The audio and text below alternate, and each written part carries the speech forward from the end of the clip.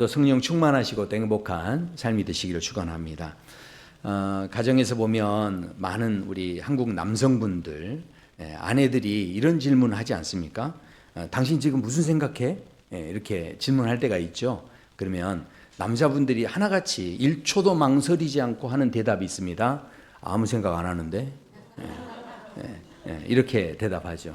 자, 그러니까 생각해 보십시오. 이게 우리가 남자들이 야, 저 거짓말 하는구나 생각할 수 있는데 그렇지 않답니다. 뇌과학자들 그 이야기에 의하면 남자들의 뇌에는요 아무것도 없는 방이 있대요. 그래서 nothing box가 있답니다. 그래서 아무것도 없는 방이 있는데, 자, 그러니까 이게요 그냥 멍하니 있는 게 아니고요, 진짜로 이 뇌라는 것 자체가 잠시 일시정지 해놓은 것처럼 돼 있고, 그 다음에 뭔가 화면 보기만 딱 띄워놓는 것 같은 이제 이런 순간들이 실은 있다라는 거죠. 그러면 우리 여성분들은 궁금하죠. 아무 생각 없다는데 왜 그렇게 피곤해? 그렇잖아요. 그러니까 생각을 많이 하면 피곤할 텐데, 근데 아무 생각 없다는데 굉장히 피곤하고, 또 어떤 때는 막 마음에 힘도 빠지고, 어떤 때는 아침에 일어나서 출근하려고 하는데 아유 오늘도 또 출근해야 되나 뭐 이런 생각도 들고. 그러니까 아무 생각도 없는데 왜 그럴까요? 왜 피곤함을 느낄까요? 우리가 물론 실제로는 아무 생각 안 하는 게 아니죠. 우리의 삶을 보면요 표면적인 그런 생각들은 다 있습니다. 뭐 오늘 할 일, 내일 일정, 저녁 메뉴는 뭐냐, 뭐 주말 계획은 뭐냐, 이런 식으로 우리 안에 표면적으로는 다 생각들을 가지고 있어요. 자, 그런데 뭐가 문제냐면 내 생각 속에는요 나도 모르는 의식이 내 안에 깔려 있습니다. 근데 그 의식들이 나를 피곤하게 만드는 거예요. 그러니까 나도 모르게 내 안에서 어떤 의식들이 있냐면, 이건 충분하지 않아. 이번에 혹시 이번에도 아마 안 될 것 같아. 그리고 아무도 나를 진정으로 이해하는 사람은 없는 것 같아. 야, 결국은 나 혼자네. 이런 생각. 그러니까 알게 모르게 우리 안에 무의식적으로 우리 안에 이런 생각들이 계속 나에게 속삭이는 거예요. 그러니까 이것 때문에 우리가요 너무너무 피곤해지고 낙심이 되고 뭐 이런 일들이 생기는 거죠. 그러니까 우리가 안 하는 것 같아도 무의식적으로라도 걱정을 너무 많이 하니까 이런 유머도 있지 않습니까? 어떤 남자가 걱정이 너무 많아가지고 머리가 다 빠질 지경이 됐대요. 그래서 이 사람이 아이디어를 하나 냈는데, 나 대신 걱정해 줄 사람을 한 명 고용하자 해가지고 신문에다 광고를 냈대요. 나 대신 걱정해 줄 사람, 연봉은 5억으로 드리겠습니다. 그러니까 5억이면 많잖아요. 지원자가 막 구름대같이 모였대요. 그래서 면접을 보는데 한 지원자가 물어봤대요. 아니, 사장님을 보니까 뭐 회사도 없는 것 같고 돈이 도대체 이 5억을 주신다는데 5억은 어디서 도대체 이렇게 만드시는 거냐, 어디에 있냐, 이런 식으로 물어봤어요. 그랬더니 이 사장님이 환하게 웃으면서 이렇게 대답했대요. 그게 바로 자네가 해야 할 첫 번째 걱정일세. 그랬다는 거예요. 네. 자, 그러니까 한번 생각해 보십시오. 우리는요, 어쩌면 그냥 재밌는 이야기인 것 같지만 실은 내가 감당하지도 못할 그런 걱정들을 머리에 이고 사는 거예요. 그걸 계속 이고 다니는 거예요. 자, 우리 머릿속을 한번 집이라고 생각해 보십시오. 그러면 우리 머릿속에 누가 살고 있습니까? 걱정이라는 세입자가 살고 있고요. 염려라는 세입자가 살고 있고요. 불안이라는 세입자가 내 머릿속에 살고 있어요. 근데 얘네들의 가장 큰 문제는 뭔지 아십니까? 월세를 안 낸다는 거예요. 이거 집 주인한테 오히려 스트레스 청구비를 계속 내는, 이제 요구를 하는 그런 세입자. 아니, 이렇게 허락하지도 않았는데 들어와 가지고 살면서 스트레스 있으니까 청구서 내밀면 이건 진짜 악덕 세입자 아닙니까? 그러니까 이런 상황이 실은 우리 안에 알게 모르게 있다 보니까 우리가 늘 그것 때문에 시달리고요, 그것 때문에 피곤하고요, 걱정과 염려가 나를 자꾸 괴롭히니까, 세입자가 조금 좋아야 되는데 그 세입자가 나를 이렇게 괴롭히니까 나도 모르게 막 피곤해지고 힘들어지고 뭐 이런 일이 생긴다라는 거죠. 자, 그래서 오늘 성경에서는 그렇게 이야기를 합니다. 굉장히 중요한 말씀을 하세요. 너희가 피곤하여 낙심하지 않기 위하여 죄인들이 이같이 자기에게 거역한 일을 참으신 일을 생각하라. 이렇게 말씀합니다. 제가 이 말씀을 처음에 읽을 때는 저도 이제 그렇게 생각을 했어요. 아, 예수님 바라보라는 거구나. 뭘 하든지 간에 예수님 따라가면 피곤함이 사라지는구나. 이렇게 생각했습니다. 왜냐하면 사람들이 흔히 말하기를 파리를 따라가면 어디로 가죠? 화장실 가게 되고, 벌을 따라가면 어디로 가죠? 꽃밭을 가게 되고. 그러니까 이제 누구를 따라가느냐가 중요하니까 예수님을 생각하고 예수님 따라가면, 그러면 우리가 우리 인생에서 그것이 너무 중요하다. 아마 이제 이런 식으로 실은 오늘 말씀을 생각을 했는데, 자, 그런데 헬라 그 원문을 봤어요. 헬라어 원문을 봤더니 거기에 뭐라고 되어 있냐면, 이 원문의 뜻에는요, 이 생각하라가 깊이 숙고한다, 철저히 고찰한다, 이런 뜻입니다. 그러니까 단순히 예수님을 떠올려라 이런 뜻이 아니고, 너희가 진짜 무엇을 생각하고 있는지를 발견해내라는 거예요. 숨어 있는 그 세입자를 찾아내라는 거죠. 너희 안에 있는. 자, 그러니까 이게 마치 그 고고학자들이 유물들을 발견하면 겉에 있는 표면의 것들을 막 이렇게 이제 긁어내면 거기에서 유물이 나오죠. 근데 유물은요, 거기에만 있지 않습니다. 왜냐하면 그 유물이 묻혀 있는 곳을 더 깊이 파보면 한층 더 내려가면 100년 전의 유물이 거기 또 있고요. 거기서 더 내려가면 1000년 전의 유물이 거기 또 있고요. 이런 식으로 계속 파 내려가면 더 오래된 것들이 실은 그 안에 이렇게 묻혀 있는 거죠. 그러니까 우리의 생각도 마찬가지예요. 표면적인 생각이 있고요. 그 안에 나도 모르게 걱정 세입자, 염려 세입자가 그 아래 있고, 근데 그 아래 알고 보면 그 아래 진짜 나를 움직이게 하는 생각의 뿌리가 그 안에 또 숨어 있다라는 겁니다. 자, 그렇다고 한다면 우리가 그 뿌리가 뭐냐, 이걸 이제 실은 생각을 해봐야죠. 그 유대인 가운데 심리학자, 여러분 잘 아시는 빅터 프랭클린이라는 분이 계세요. 근데 이제 그분이 이 아우슈비츠 그 수용소에서 아주 이상한 광경을 본 겁니다. 왜냐하면 거기에 수용되어 있는 사람들을 가만히 봤더니 굉장히 극심한 고통이 있고 막 아픔이 있고 하는데도 불구하고 끝까지 그 어려움을 버텨내는 사람이 있는가 하면, 어떤 사람은 그냥 보니까 뭐 육체적으로 멀쩡한 거예요. 그리고 별로 이 사람은 크게 어려움을 당하는 것 같지도 않은데, 그런데 갑자기 그냥 확 무너져가지고 삶을 포기해버리는 이런 사람들이 있더라는 거죠. 그래서 그 현상들을 보면서 이분이 무슨 이야기를 했냐면, 의미를 잃은 자의 피로는 육체적이 아니라 실존적이다, 이런 이야기를 했습니다.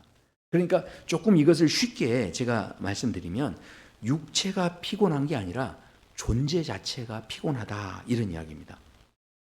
다시 풀어서 말씀드리면, 내가 왜 살아야 되는지 이유를 잃어버리면요, 그러면 사람이요, 숨 쉬는 것조차도 노동이 돼버린다는 거예요.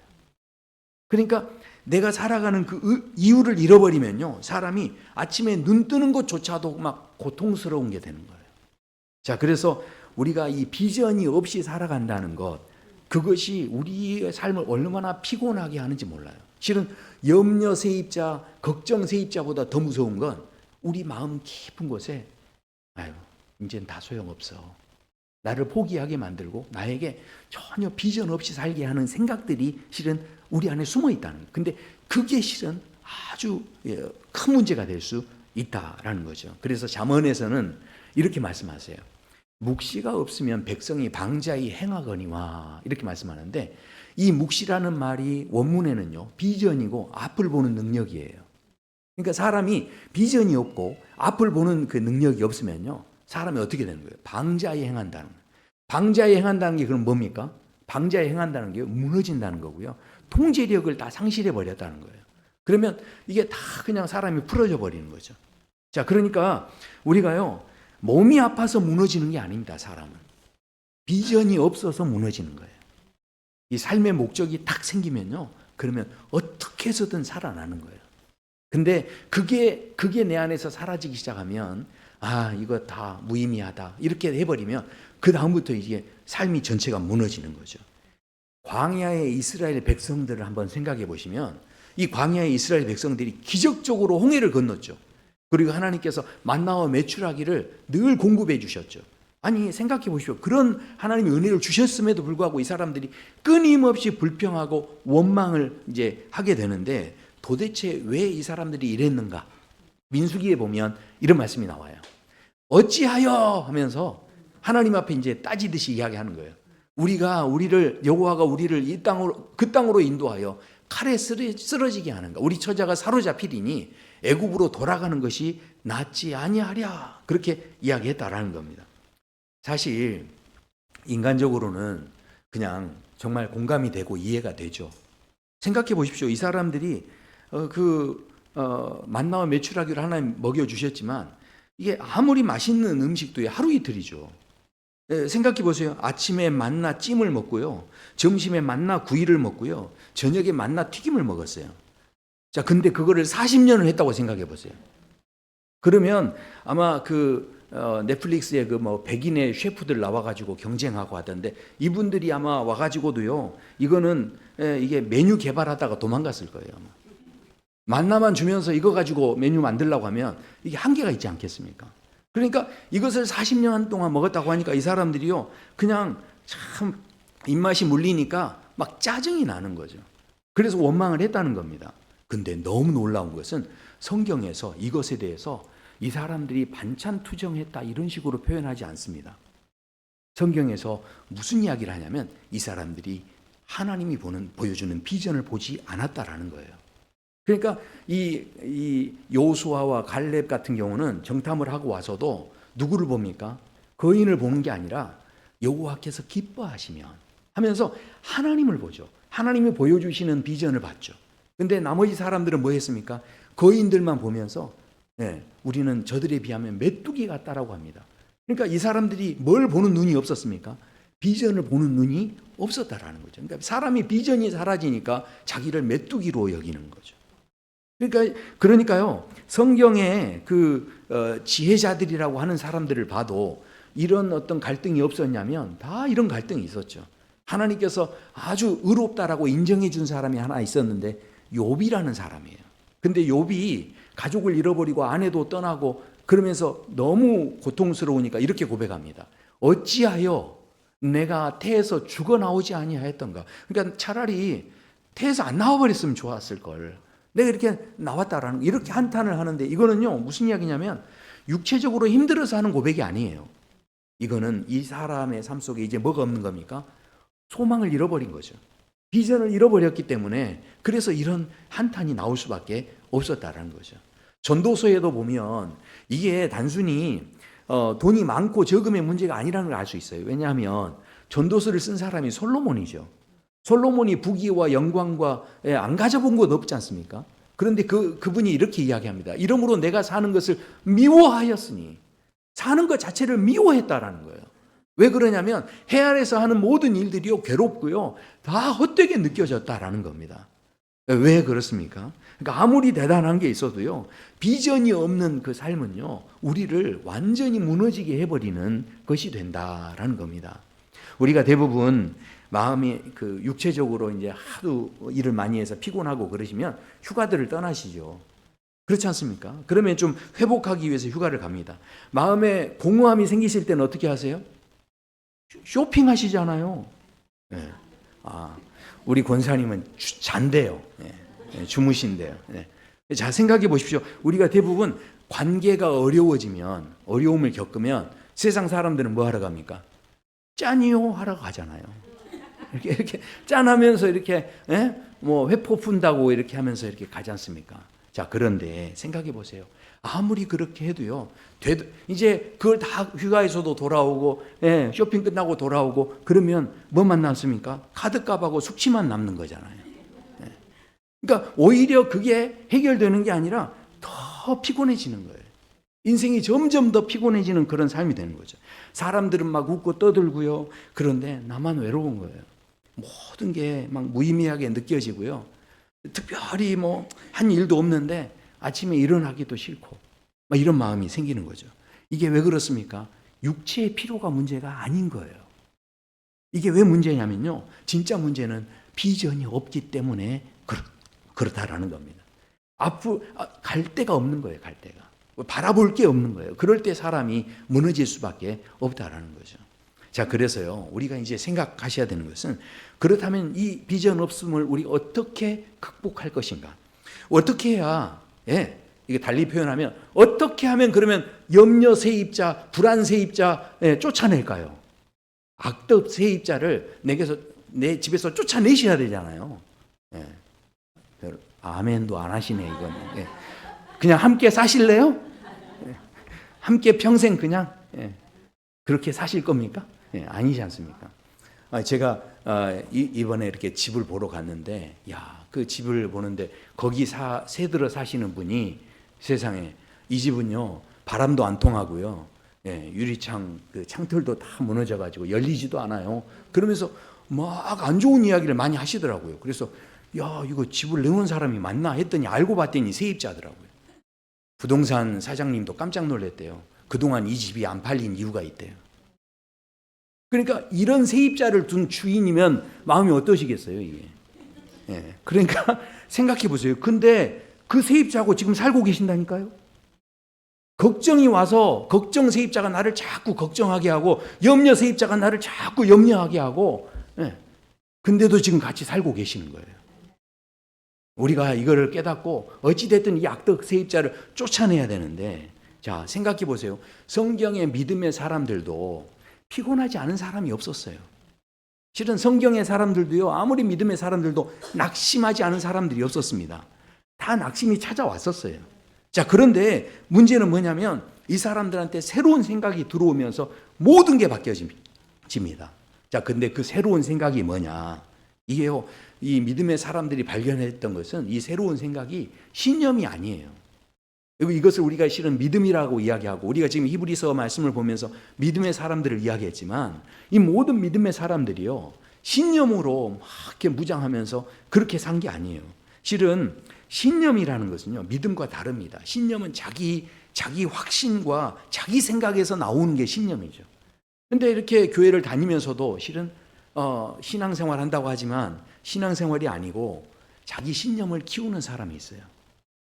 신앙생활은 이렇게 해야 되는 거야 라고 정해놓는 거예요. 교회 생활은 이렇게 해놓는 거야, 정하는 거예요. 아니, 정하는 게 어디 있습니까? 각자 나름대로 실은 다 다를 수 있는 거예요. 근데 교회 와서 자칫하면 우리가 믿음으로 산다라고 하면서 다 각자 자기 신념에 이 담을 쌓는 거예요. 그래서 그 틀 속에서 다 벗어나지 못하고 그 틀로만 모든 걸 보려고 하는 거죠. 그러니까 이게 얼마나 이게 안타까운 거예요. 실은요, 믿음으로 사는 것은요, 그러니까 신념은 자기 생각에서 오고 자기 확신에서 오는 거지만 믿음은 말씀에서 오는 겁니다. 그러니까 믿음으로 사는 사람은요, 사람이 열려 있고요, 내 걸 고집하고 강요하지 않아요. 왜냐하면 그게 말씀에서 왔기 때문에 그 말씀을요 받아들이는 마음 자체가 열려 있잖아요. 그러니까 이게 무슨 말씀이든, 말씀이 막 좋아 보이든 좋아 보이지 않든 거기에 대해서 아멘 하는 마음이 있는 거죠. 그러니까 믿음은 어디서 오느냐? 바로 이 말씀에서 오는데, 말씀이 딱 들어오니까 머리 생각이 신선해지고 내가 미처 생각하지 못했던 아이디어가 떠오르고, 이 말씀의 역사를 경험하면 그런 일이 생기는 거죠. 자, 그래서요, 생각해 보십시오. 사도 바울이 다메섹 도상에서 예수님을 만납니다. 사도 바울만큼 신념이 강한 사람이 없었어요. 그러니까 그 신념을 가지고 어떻게 합니까? 그것과 반대되는 사람을 죽이기 위해서 쫓아갈 정도까지 된 거예요. 그러니까 신념의 사람은요, 실은 굉장히 무서워질 수 있어요. 알고 보면 자기 세계에 다 갇혀있기 때문에 그렇다라는 거죠. 자, 그런데 그 사도 바울이 예수님을 만나니까 어떻게 됩니까? 자기가 쌓아왔던 모든 의로움과 자기의 막 열심이 있었어요. 막 이렇게 어릴 때부터 교회에서 충성 봉사하고, 내가 이런 일도 했고, 교회도 짓고, 내가 막 수많은 일들을 했다는 거예요. 그러니까 그게 자기 의가 되고, 교회 다니려면 이 정도는 해야지 하는 이제 기준이 되는 거고, 막 이런 게 이제 쌓인 거예요. 근데 예수님을 만나고 나서 이 모든 게 싹 무너져 버린 거예요. 그러니까 예수님의 말씀이 진짜 이 사도 바울을 만나니까요, 이게 성경 지식은 그렇게 알았는데 그 성경 지식이 오히려 신념이 될 수 있다니까요.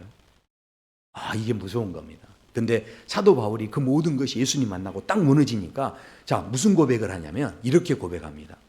그러나 무엇이든지 내게 유익하던 것을 내가 그리스도를 위하여 다 해로 여길 뿐더러 또한 모든 것을 해로 여기면 내 주 그리스도 예수를 아는 지식이 가장 고상하기 때문이라. 내가 그를 위하여 모든 것을 잃어버리고 배설물로 여김은, 그렇게 말씀합니다. 와, 이게 이 점잖게 말해서 배설물이죠. 제가 이거 원어로 말씀드리면 똥입니다. 그러니까 생각해 보세요. 자기가 가졌던 모든 의로움, 자기의 자랑거리, 이런 것들을 다 이게 똥으로 여겼다는 거예요. 자, 이거를 잘 생각해 보셔야 돼요. 왜냐하면 이거를 지금 배설물로 이야기했다는 것은 생각해 보십시오. 이거를 가지고서요, 쓰레기다 이렇게 이야기하지 않고 배설물로 이야기했다는 것은 무슨 이야기입니까? 그러니까 이게 비교 대상이 아니라는 거예요. 그러니까 자칫하면 우리가 예수님과 이 세상 것의 부요함과 이런 것들을 비교하시려고 하는데, 이게 지금 사도 바울은요, 이걸 비교 대상으로 보고 있는 게 아닙니다. 만약에 비교했다면 쓰레기로 쓰레기냐 배설물이냐 이랬겠죠. 근데 황금을, 예를 들어서 황금 덩어리를 배설물하고 비교할 수 있습니까? 이게 차원이 다르지 않습니까? 그러니까 지금 이 배설물로 표현한 것은 예수님을 아는 가치하고 이 세상 가치하고 비교하고 있는 게 아니에요. 지금 이 사도 바울은요, 뭔가 여기에 대해서 계산기를 막 두들려 보고, 예수님이 가성비가 더 좋은데? 그러면서 예수님을 선택하고 이런 게 아니었어요. 오늘 이 고백 속에는 지금 굉장한 의미가 있는 거죠. 이 사도 바울의 마음속엔 예수님 자체는 세상 거하고는 차원이 다르다, 이 생각을 지금 가지고 있는 거죠. 자, 그래서요, 이 사도 바울이 보면 이후에도 보면 정말 피곤한 삶을 살았어요. 그래서 사도 바울이 어떻게 합니까? 매도 맞고요, 돌도 맞고요, 배가 막 파선하기도 하고요, 그리고 굶주리고요, 추위에 떨기도 했습니다. 자, 그런데 이 사도 바울이 그때 이런 고백을 합니다. 내게 능력 주시는 자 안에서 내가 모든 것을 할 수 있느니라. 그러니까 내가 아무리 매를 맞고 돌을 맞고 굶주리고 막 피곤한 그 추위에 떠는 이런 일이 있어도 그래도 어떻다는 겁니까? 갈 곳이 있었기 때문에, 비전이 있었기 때문에 무너지지 않았다는 겁니다. 어떤 상황에서도 흔들리지 않았다, 이 고백을 하고 있다는 거죠. 사도 요한도 마찬가지였습니다. 사도 요한이 요한복음을 기록을 했는데요, 나중에 예수님 다 이제 승천하시고 나중에 이제 그야말로 요한복음을 이렇게 이제 기록을 할 때 너무 참 대단하게요, 자기 이야기를 쓰는데 이렇게 표현을 합니다. 이 성경에 보면요, 곧 그가 사랑하시는 자가 이렇게 돼 있어요. 예수님의 사랑하시는 제자가 누구냐면 자기예요, 자기. 그러니까 자기를 이런 식으로 표현한 거예요. 근데 이거를 요한복음에 보면 5차례나 반복해서 이거를 계속 쓴 흔적들이 나옵니다. 예수께서 사랑하시는 그 제자가 베드로한테 말을 했다는 거예요. 그러니까 이 사랑하는 제자가 누구냐면 자기입니다. 야, 너무 뻔뻔하지 않습니까? 예수님이 자기를 사랑한대요. 여기에 대해서 아주 당당하게 이야기하는데 이거는 교만한 게 아니었어요. 이 요한은요, 그걸 진짜 발견한 거예요. 왜 그걸 우리가 알 수 있냐면 요한 1서로 가면 사도 요한이 이런 고백을 합니다. 그가 먼저 우리를 사랑하셨습니다. 그러니까 하나님의 사랑은 난 자격이 없어요. 내가 먼저 간 것도 아니에요. 그런데 하나님의 사랑은 어떤 사랑이었냐면 먼저 나를 찾아오신 사랑이었다는 거예요. 그러니까 나는 자격이 없고 부족하지만 그럼에도 사랑하시는 누구를 발견한가 하면 예수님을 발견한 거죠. 그래서 이 사도 요한이 그 앞에 그런 이야기를 하죠. 온전한 사랑이 두려움을 내쫓나니. 그러니까 이 요한이 발견한 것은요, 이 사랑을 발견하니까 그 다음부터는 내 안에 있던 모든 두려움이 다 쫓겨나게 됐다라는 거죠. 베드로를 생각해 보세요. 베드로가 예수님을 3번이나 부인했습니다. 배신자였죠. 꼬리표가 붙어 있는 그런 사람이었는데, 근데 예수님께서요, 자, 그날 이 배신을 딱 3번 했는데 수탉이 그 밤에 웁니다. 근데 이 수탉이 우는데 그때 마음이 무너지는 거죠. 근데 더군다나 예수님의 눈하고 마주쳤어요. 그래서 이 누가복음에 보면요, 주께서 돌이켜서 베드로를 봤다라고 말씀합니다. 그러니까 이 보는 순간 어땠겠어요? 지금요, 이제 이 베드로는요, 지금 보니까 나가서 심히 통곡을 했다는 거예요. 이제 모든 게 끝났구나. 이렇게 모든 게 무너졌구나 이렇게 생각을 했죠. 자, 그런데 예수님께서 그런 베드로를 다시 찾아오시죠. 그래서 그 베드로에게 말씀하십니다. 네가 나를 사랑하느냐? 3번이나 물으시는데 그때 베드로가 무슨 이야기를 하냐면 이렇게 이야기합니다. 주님 모든 것을 아시오매 내가 주를 사랑하는 줄을 주님께서 아시나이다. 그러니까 이 말은 무슨 의미입니까? 베드로가 뭘 느낀 거냐면요. 자기의 연약함이 있고요. 자기가 배신자예요, 실은. 그리고요, 그 여자 앞에서 그렇게 쉽게 예수님을 부인해 버렸어요. 심지어 욕까지 했습니다. 이렇게 자기가 연약하고 실패했고 배신자 소리를 들어야 마땅하고 그런데 그런 것을 다 아시는데도 불구하고 나를 사랑하시는 예수님. 그러니까 그 예수님을 발견한 거죠. 그러니까 이 베드로가 이제 사도행전에 가면 사람이 이렇게 바뀌어버려요. 다른 이로서는 구원을 받을 수 없나니 천하 사람 중에 구원을 받은 다른 이름을 주신 일이 없습니다.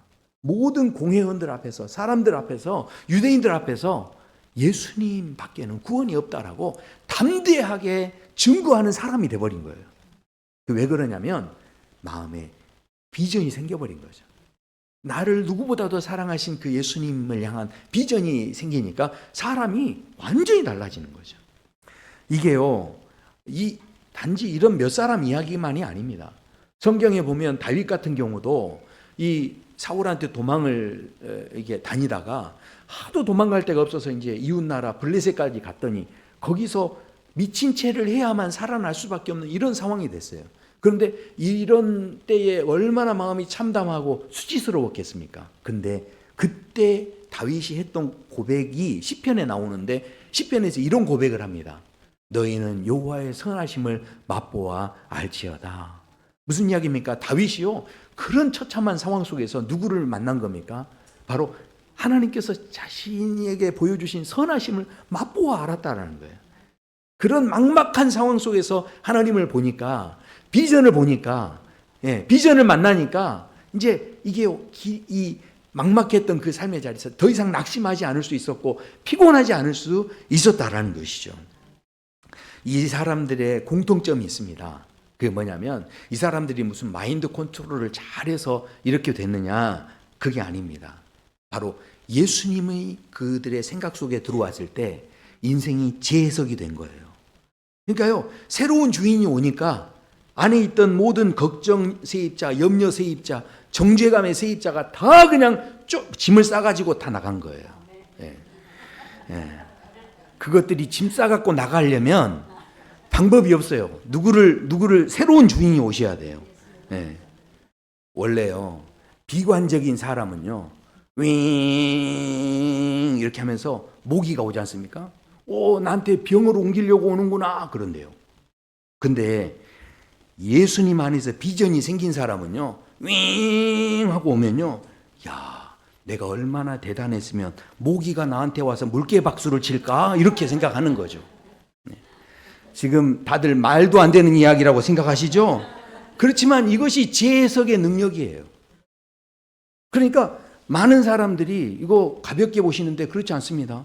사도 바울도 그래서 복음을 전하다가 감옥에 gat혔는데 세상 사람들이 봤을 때는 다 망했다라고 했죠. 그러나 사도 바울은 그 안에서 재해석의 능력이 있었죠.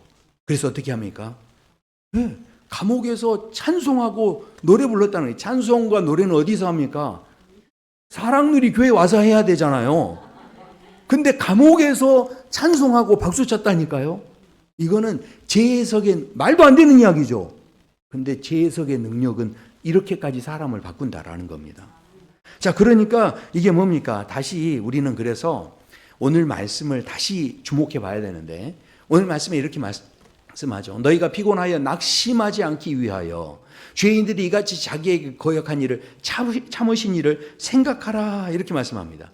그러니까 지금 이 히브리서를 수신하고 있는 지금 이것을 이 편지를 받아보는 수신자들이죠. 이 사람들이 지금 어떤 상황이었냐면 히브리서 말씀을 쭉 살펴보면 집도 뺏겼대요.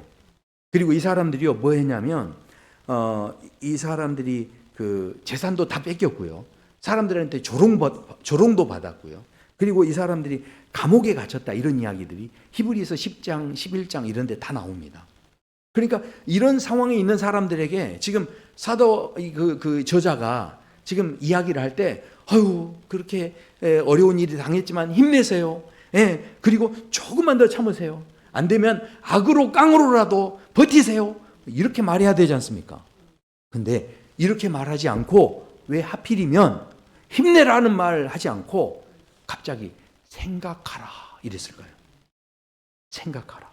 그러니까 예수님을 생각하는 것이 우리에게 그러면 위로가 되고 아유 예수님도 고생하셨으니까 그러니까 우리도 그러면 참아야지 이런 걸까요? 단순히 지금 그런 문제가 아닙니다. 이 생각하라라고 하는데 왜냐하면 이게요 이 말씀 앞에 보면 2절에서 뭐라고 말씀하냐면 이런 말씀이 나와요. 그가 누구냐면 예수님이시죠. 그는 그 앞에 있는 기쁨을 위하여 십자가를 참으사 부끄러움을 개의치 아니하시더니 라고 말씀합니다. 자, 그러니까 예수님께서요 지금 육체적으로는 십자가의 고통을 당하고 수모를 당하고 침뱉음을 당하고 육체적으로는 그러고 있는데 예수님의 그런 가운데서 예수님의 눈은 어디를 보고 있냐면 그 앞에 있는 기쁨을 보셨다는 겁니다. 근데 그 기쁨이 뭐였냐면 그게 바로 저하고 우리 성도 여러분이에요. 이 기쁨이 뭐냐면 바로 뭘 보는 겁니까? 이것을 통해서 우리가 구원받는 걸 보시는 거예요. 이것을 통해서요 우리가 하나님의 자녀가 되는 걸 보시는 거고요. 이것을 통해서 우리가 영원한 생명을 얻는 것을 막 보고 계신 거예요. 그러니까 그런 마음으로 이걸 막 보시는, 그러니까 십자가의 막 고통을 막 당하시면서도 예수님의 눈은 그 앞에 있는 기쁨을 막 이렇게 보고 계시는. 와, 이거를 지금 이게 잘 이게 설명을 해야 되는데 생각해 보십시오. 그러니까 이게 본문 그래서 3절에서도 보십시오. 십자가를 참으사 돼 있잖아요. 근데 3절에서도 보면 그래서 이 자기에게 막 그 죄인들이 자기를 거역한 거예요. 거역. 예수님을. 그러니까 배반하고 이런 사람들이 있었다는 거죠. 근데 그런데도 불구하고 이 사람들을 뭐 했다는 겁니까? 다 참았다라는 거예요. 근데 참는 것이 두 가지 종류가 있습니다. 참는 게요. 치과 병원에 가가지고 치과 병원에 이렇게 앉아 있는데 윙 소리 나면 뭐 어떻습니까 이제? 그때 막 이렇게 참는 건 막 공포스러울 수 있죠. 자, 그런데 생각해 보세요. 오늘 집에 선물 택배가 오는 거예요. 그러면 오늘 어떻게 합니까? 이제 택배가 온다는 문자를 받은 거예요. 그러면 지금 퇴근 시간까지 참아야 되잖아요. 그러면 그럴 때 퇴근 시간까지 참으면 그때 어떻게 참겠습니까? 너무 막 기쁘게 참지 않겠습니까? 그러니까 지금 예수님께서 참으시는 것은 윙 하면서 막 공포스러운 것에 막 이런 걸로 참으신 게 아니에요. 예수님께서 참으신 것은 그 기쁨을 위해서 참으신 거예요. 자, 그러니까 예수님을 생각하는 건 단순한 우리를 위로하기 위해서 그렇게 말씀하시는 게 아니고 예수님을 생각하라는 것은 예수님처럼 생각에 혁명을 일으키라는 거예요. 생각을 완전히 바꾸라는 거예요. 그러니까 이 어두운 방에 있으면 지금 방이 어둡습니다. 자, 그러면요 이 어두움을 몰아내는 방법이 뭐겠습니까? 어두움하고 막 싸우면 되나요? 네, 아니죠. 스위치 켜면 됩니다. 그러니까 오늘 말씀은 무슨 이야기냐면 우리가요 힘들 때 어려울 때 스위치를 켜라. 예수님 스위치를 켜라는 거예요. 자, 그러니까 우리가요 가만히 있으면요 나도 모르게 내 무의식 속에서도 계속 염려 세입자가 나타나고 또 걱정 세입자 나타나고 불안 세입자가 계속 나를 괴롭히는 거예요. 그러면 막 피곤해지는 거죠. 자, 그러면요 그 악덕 세입자한테 더 이상 월세를 내주시면 안 되는 거예요. 그럼 어떻게 하셔야 돼요? 자, 예수님 스위치를 얼른 켜셔야 됩니다. 자, 아멘 하셨죠? 그렇지만 이게 쉽지 않습니다. 그래서 오늘도 아멘 하신 분들 마음속엔 지금 그러시겠죠. 이제부터는 주님만 바라봅니다. 근데 예배당 문을 나가는 순간 우리의 시선은 어디로 갑니까? 야, 오늘 저녁은 뭐 먹냐? 아유, 오늘 점심에는 이걸 먹었는데 저녁에는 국수를 먹어야 되나? 근데 오늘 올 때 내가 가스밸브 잠그고 왔나? 뭐 그러면서 이게 밖에 나가면요 그때부터는 어떻게 됩니까? 야, 내일 또 우리 김 부장 만나야 되는데 아유 어떻게 만나지? 그러면서 이제 나가면서 막 온갖 생각들이 막 드는 겁니다. 왜 그럴까요? 왜 그럴까요? 우린 연약하니까. 그러니까 아멘을 많이 했지만 정작 나가서 살다 보면 우리가 너무 연약하니까 이게요, 또 그 염려 세입자가, 또 그 불안 세입자가 나를 막 이렇게 시선을 막 흩어지게 하는 거예요. 자, 그렇기 때문에 잘 생각하셔야 됩니다. 바로 10번 딴 생각하다가도 11번째 예수님 생각하는 것이 믿음이에요.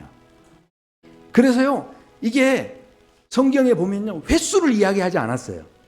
그래서 뭐라고 합니까? 이사야 선지자가 여호와를 앙망하는 자는, 그러니까 이게 10번 해라, 뭐 100번 해라, 횟수를 이야기하지 않았어요. 그러니까 우리는 어떻게 해야 됩니까?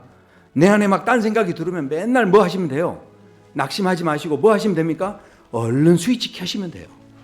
그러니까 자꾸 그럴 때마다, 어두움이 들어올 때마다, 뭔가 그 세입자가 나를 피곤하게 하는 것 같을 때마다 곧바로 뭐 하시면 됩니까? 스위치만 올리시면 되는 거예요. 스위치만. 그렇게 하면 무슨 일이 생긴다는 겁니까? 피곤하지 않는다는 거예요. 소년이라도 장정이라도 다 자빠지고 넘어지고 그래도 여호와를 앙망하는 자는 피곤하지 않는다. 낙심하지 않는다. 오늘 우리에게 그렇게 말씀합니다. 왜냐하면 예수님께서 우리에게 비전이 되시기 때문에 그렇습니다. 그 예수님을 붙잡으시고 오늘도 이 땅에서 살아가실 때 예수님 스위치 켜시는 거예요. 운전할 때도 예수님이라면 어떻게 하실까? 내가 돈을 벌 때도 예수님이라면 어떻게 하실까? 또 오늘 대화를 할 때도 예수님이라면 어떻게 하실까? 계속 예수님 스위치를 켜시는 거예요. 바로 예수님께서 우리의 비전 되시기 때문에 그렇습니다. 그럴 때 우리는요, 더 이상 낙심하거나 피곤하거나 악덕 세입자에 끌려다니지 않고 예수님 안에서 진정한 부요함을 누리는 삶이 되는 줄로 믿습니다. 우리 함께 찬양하시죠.